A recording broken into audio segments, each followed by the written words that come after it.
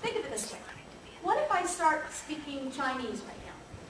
How many of you would understand what I'm saying? Probably no one. I think that marriage is sometimes like that old Saturday Night Live skit with the interpreter for the deaf. They probably have never seen it. They're laughing. Oh, okay, Somebody already expected. I think we need to give them a little show. Okay, pretend that I am the MC, and this is my deaf interpreter for the day for anyone who needs, has a hearing impaired problem. We're so glad you are here. We're so glad you are here! God has a word for you. God has a word for you! About love and respect. About love and respect!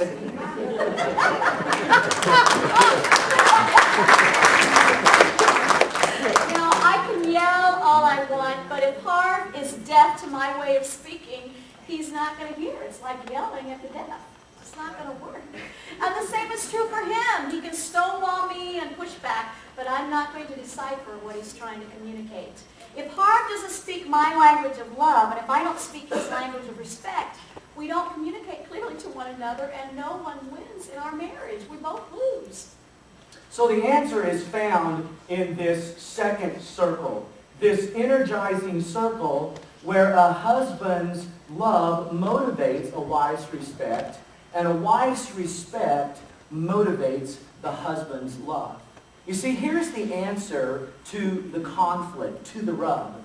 When love and respect are mutually, everybody say mutually, mutually offered, marriage works, okay?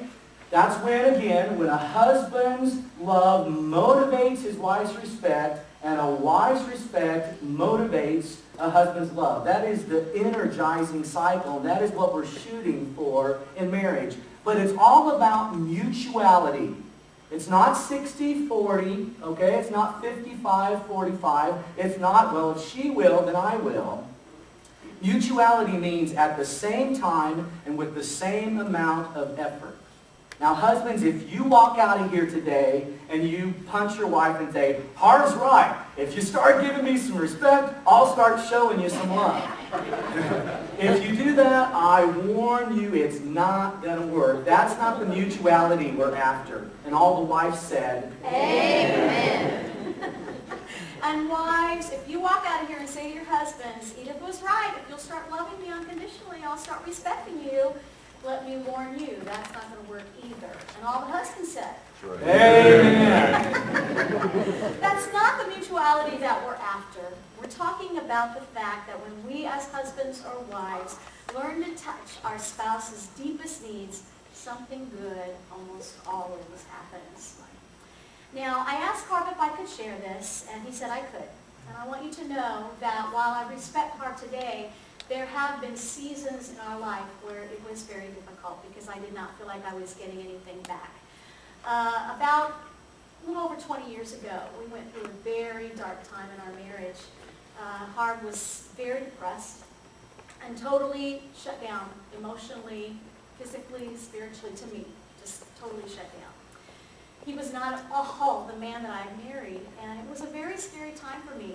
And believe me, I count the cost. I counted the cost of staying married. I remember walking out into our yard in Tennessee and thinking, we don't have children. I'm still young. If I walk away, not that much is going to be hurt, just he and I. And I stood there for a long time and prayed, and God really spoke to me and said, are you going to honor your commitment? Are you going to do it? And I had to stand up there for a long time and think about it because if I went back in, I didn't know, there was no guarantee that he would ever again be the man that I knew, that I had fallen in love with and married. But I made that commitment. I made that commitment. I walked back in. And the Word says that a wife's unconditional respect for her husband reveals her reverence for Christ. In other words, the wife who respects God should respect her husband. Colossians 3:23 says, and whatever you do, do it all for the glory of God. And I realized that being a wife who is a follower of Jesus Christ was choosing to treat my husband the way that God had asked me to. God, at that point in our marriage, wanted me to be the initiator.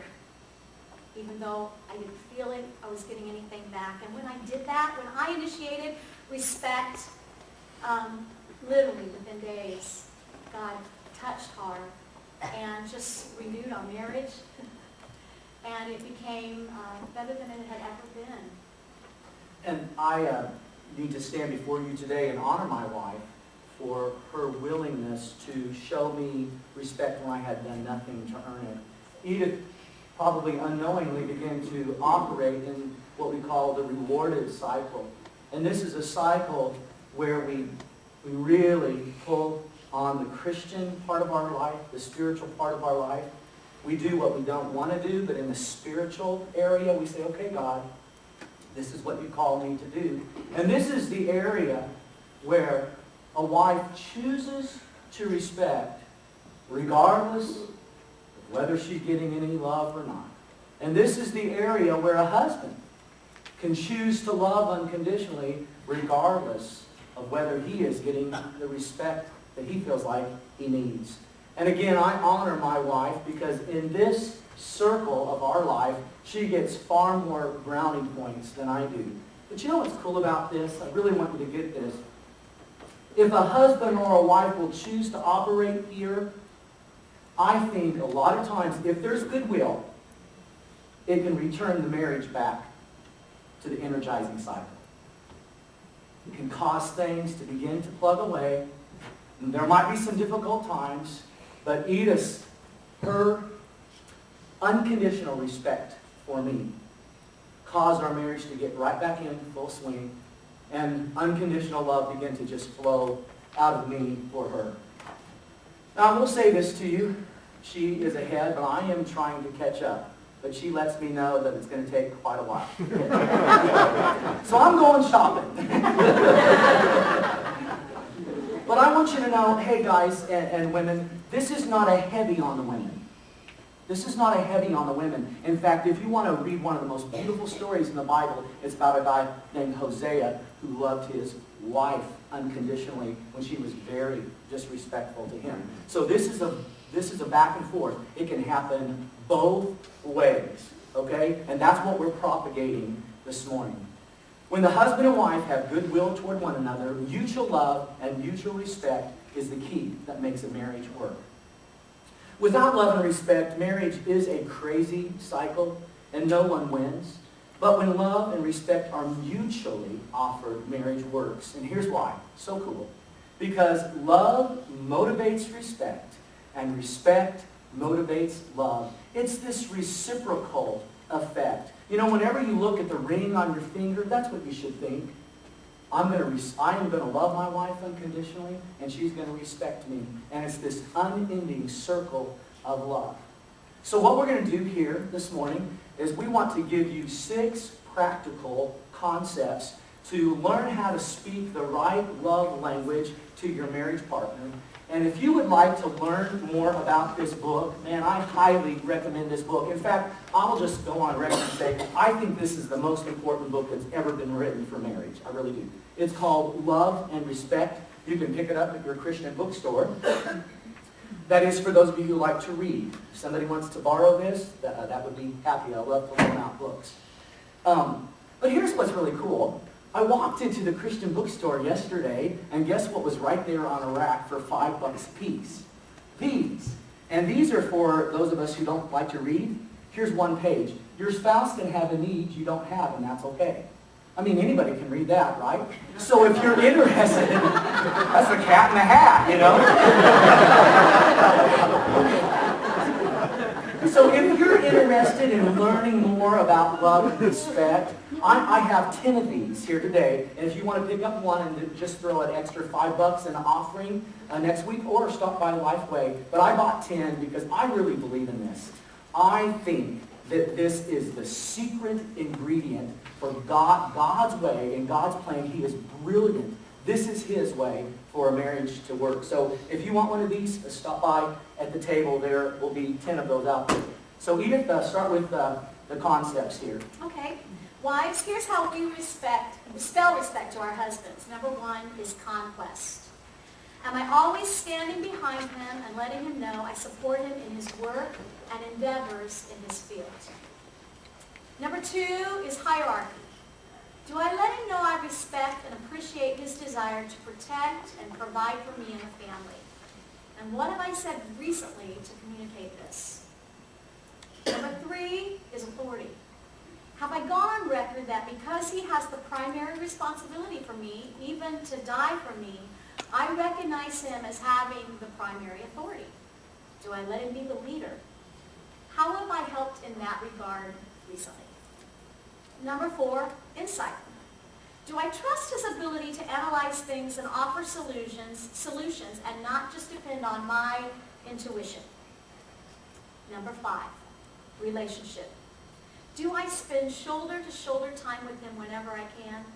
Do I let him know that I'm his friend as well as his lover? And number 6, sexuality. Do I honor his need for sexual release even when I don't feel like it? Husbands, here's how we spell love to our wives. Number 1, closeness. And this has nothing to do with number 6, sexuality. Closeness. Am I always remembering to move toward her and accept her need to talk and connect with me to be reassured of my love? Number 2, openness.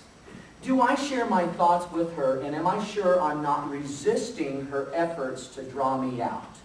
Telltale sign of that is 1 or 2 word answers. Yep, whatever. We've got to work in learn to be open. Number 3, understanding. Am I careful not to try to fix her every time that she talks about one of her concerns or problems? Am I remembering that she is an integrated personality and whatever happens affects all of her, especially her emotions? Peacemaking. Am I always willing to resolve issues, and am I careful to never say, let's just drop it and move on? Number 5, loyalty. Do I constantly look for ways to tell her that I will be loyal to her forever, that she is the one love of my life, the only woman for me? 6, esteem. Do I always let her know that I treasure her and put highest value on her as a person? Do I let her know that what she does and thinks are important to me? Does she know I couldn't possibly do without her? Husbands and wives, I encourage us to take some time, get alone with God. If this is new, maybe get alone and say, God, is what Harvard said right today? If it is, will you start working in me? And believe me, hey, we're still working on this. We're still working on this. This is a process. But I want to encourage us in this area of love and respect. I want us to take these concepts and begin to apply them to our lives. And here's why. This is God's plan. Not our plan, not Eva's plan. This is God's plan for how a marriage is to work. So again, the basis for this message on love and respect is found in Ephesians 5:23. It says, a husband must unconditionally love his wife, and the wife must unconditionally respect her husband. And here's what's interesting about this passage. Now check this out. Right before this verse, Paul speaks these very interesting words to us. He says, for this reason, a man will leave his father and mother and be united. I love that word. Be united. Agenda harmony, oneness, togetherness, united to his wife, and the two will become one flesh.